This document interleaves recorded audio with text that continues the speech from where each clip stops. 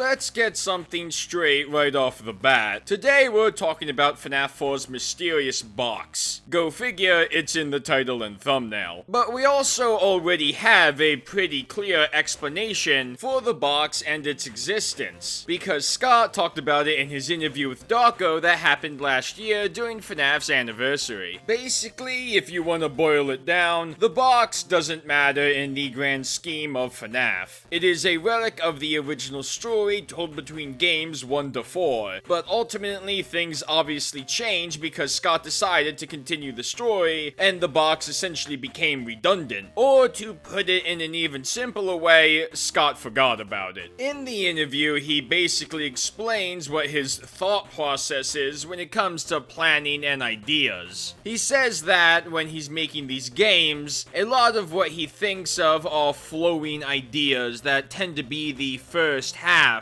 of something as opposed to a full picture, so to speak. Scott claims that although he doesn't know what exactly is at the other end of that rope, he knows that there's something there and that as he progresses forward, the rest of that idea will come to fruition. But he also goes on to say that sometimes as he progresses, the roads he takes aren't always the same roads that had been planned at the start. Although he knows that something was definitely there at the other end when he first began on this road, the progression of the story didn't go to that other end, so as Scott says, that other half of the idea ultimately remained in his subconscious. Eventually, he lands on the answer, yes, there is something in the box, but he never pursued that other half of the story thread, and he isn't sure if he could ever find it again. Yes, it is basically a much longer-winded way of saying that he forgot what was in the box. Or alternatively, he just never settled on what was in the box to begin with. Once again, I reiterate that the box has no significance in the current landscape of FNAF. It is, for all intents and purposes, a dead plot thread. But there is something I'd like to mention, and it's actually from the previous Darko interview Scott did years ago, after Darko beat Ultimate Custom Night. Actually, let's have Scott say it himself. But I'll tell you, he did a video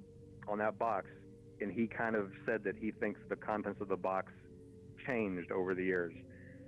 You know, and I bet nobody gave that a whole lot of thought, but I saw that and I was like, he's absolutely right. He's absolutely right. The contents of that box have changed over the years because, you know, it's for that very reason. It's because, you know, of what I was intending the game to be when it happened, and then after the reaction of it, I was like, I need to craft this into something better for the people who see this as important, and that kind of indirectly does change the contents of the box, you know, because it changes the contents of everything that came before. So, Scott did say years ago that the contents of the box did change over time, which in of itself is interesting because the statement somewhat goes against what Scott said in last year's interview. This statement would lead you to believe that he does know what's in the box, just that it's changed because aspects of the story changed. Now, again, let's get something out of the way. It's impossible to know exactly what Scott Cawthon is or was thinking at any given time, mostly because I'm assuming none of us are telepathic. At most, with anything in regards to the lore, we work with the clues and evidence we're given, and from there we try and piece together the intent Scott might be trying to get across. Let me clarify. I do think Scott's being honest when he says that the box is a plot point that never saw the light of day. However, for the sake of fun and having no life, what if we tried to make sense of the box with what little we know about it? For starters, we know that the contents of the box have changed, particularly when Scott finally sat down and decided to do some course correction for the franchise's story because FNAF 4 left fans unsatisfied from a lore standpoint. We also know that whatever is inside the box, it is the pieces of the story put together. In a very vague way and in in its most simplest form, the box contains the answer to what FNAF's story is, or rather the story of the original games. To that end, I don't think whatever's inside the box is a physical item. Heck, I don't think the box is even necessarily something that exists within the universe. More so, I think the box is a meta concept that, once upon a time, would have been opened and given us, the player, some sort of big grand answer. But in saying that, just because it's meta doesn't mean it doesn't have ties to the world of Five Nights at Freddy's. That sounds obvious, right? I mean, go figure, it definitely has something to do with the story. I'm of course referring to the fact that FNAF does have meta elements in its story, although admittedly, I don't think these elements are present within the current story. Actually, I'd wager the meta aspect of FNAF is something Scott regrets, considering he regrets making FNAF World canon, which is something we'll get to in a bit. But before that, there's something else to point out within the first Darko Cawthon interview.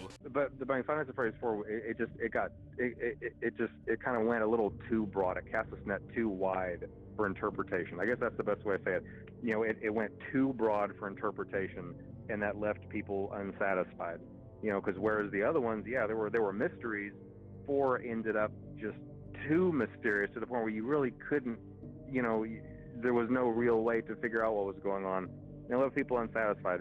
And like I said, with, you know, jumping from 3 to 4, I knew that I had to go in and straighten that out. It's like, you know, people aren't really happy with this. You know, I need to make another game. I need to kind of ground this again, not necessarily in reality, but I need to ground it in kind of storytelling again. You know, and really lay this down with what's going on. I think it's interesting that Scott felt inclined to say that he wanted to ground the story again, but not necessarily in reality. Generally speaking, the first 4 games are a lot more realistic, albeit loosely. Obviously, you have ghost haunting machines and those haunted vessels walk around at night, but at the time, we didn't have immensely high-tech animatronics like the Fun Times, or something such as Remnant, Agony, or time-traveling memory ball pits. FNAF World was, in my opinion, when the series really dipped its toes into other methods of storytelling and pushed its boundaries. FNAF World knows it's a game, and the final boss is literally Scott Cawthon. If you want a detailed breakdown of what FNAF World is, check out my Happiest Day theory video, because I do think Happiest Day and FNAF World are heavily tied together, and have to do with FNAF's meta storytelling. Long story short, FNAF World sets up the minigames in FNAF 3 that we play in order to achieve Happiest Day. Those mini-games and Happiest Day itself are essentially how we free the crying child from FNAF 4. As Glitchbear says in FNAF World, you have to leave breadcrumbs for him to help him find his way. The clock mini-games you complete in FNAF World are these breadcrumbs, and each of them relate back to FNAF 3's mini-games. However, you may or may not know that these sprites also connect back to the crying child. They have to do with things he witnesses or experiences in FNAF 4. By setting up Happiest Day, then completing it, you've put the pieces of the crying child back together, and now he is able to be freed. You know, total side note, but in the last theory I did, I mentioned that, one day, I hope I don't have to mention Happiest Day and FNAF 4 in a theory. Mostly because I really have talked about it God knows how many times now. But, case in point, a lot of FNAF's original story ties back to this character, and a lot of what happens has to do with these things. That includes the box, of course. Remind me, what was it that Scott said in that Halloween update post? Oh right, the box is the pieces put together. Funnily enough, I've made the same joke before. Call me unoriginal if you'd like, but in hindsight, this definitely does make a lot of sense. People got the wrong idea about FNAF 4, that being Dream Theory. Scott wanted to rectify this and course correct the story, but at the same time, he didn't want to make another horror game, which is something he actually does admit to in the first Darko interview.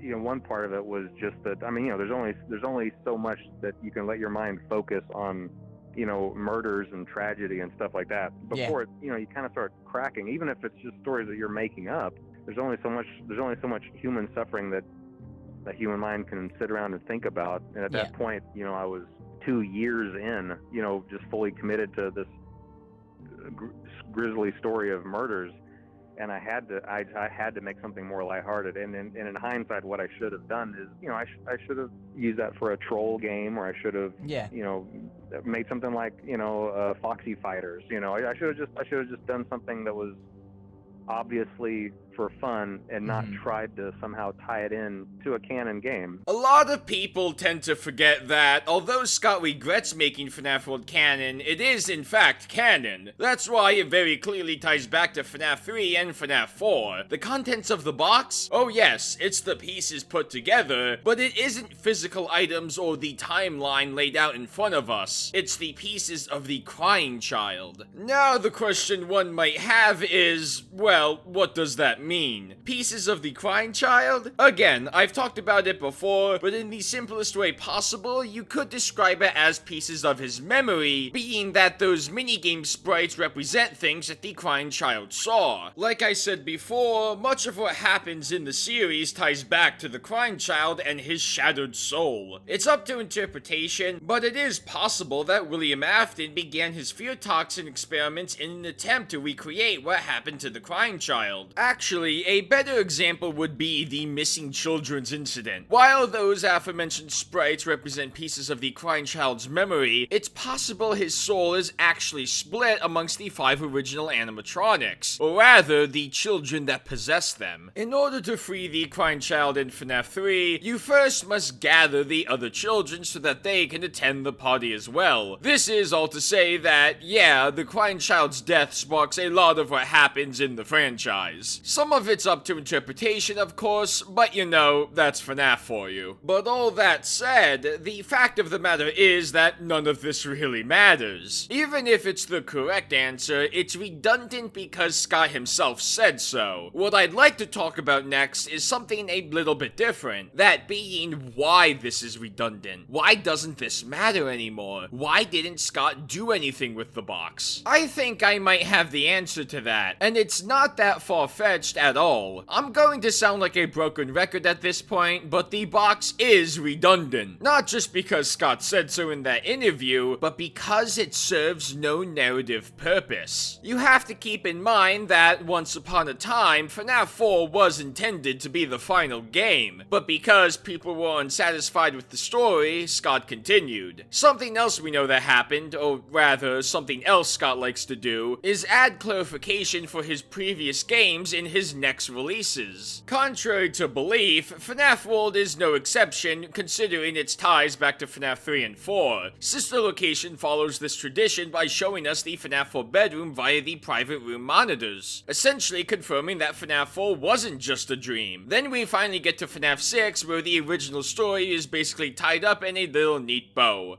Or rather, fire. If the box is something that exists outside of the literal world of Five Nights at Freddy's, it doesn't really have a place within these games. Remember how Scott regretted how FNAF World turned out, and that he regretted making it canon? Although FNAF's sister location and everything after might have elements akin to sci-fi or things within the realm of weird, it's definitely more grounded than FNAF World. As mentioned at the beginning of the video, FNAF doesn't really have meta storytelling anymore. Concepts introduced in the series tend to actually exist within the world, as opposed to something that might exist outside of it. The concept of ShatterVictim / memory victim, that's the whole theory about the crying child's soul and memory and whatnot, is something that, although the intent was misunderstood at first, you are able to see what Scott had in mind if you really look and think about it. With that in mind, it's easy to see why the box became redundant, because when Scott continued the story, the new way he went about doing so just didn't fit with what the box originally represented. The box had this answer inside it in some form, but ultimately the series took a different and more grounded direction. And I know what you might be thinking. Why does this matter? It's the most obvious question. Well, I think it goes to show that while yes, we could just say Scott forgot, there probably is a little bit more nuance to it than that. No, it doesn't matter matter at all in the grand scheme of FNAF, but I think part of the intrigue regarding the box has always been how mysterious it was. It's something that kind of just comes out of nowhere to begin with. It's not an 8-bit minigame, it's not a secret voice line or secret message, it just sort of exists in this nebulous space, even more so compared to some other aspects of FNAF.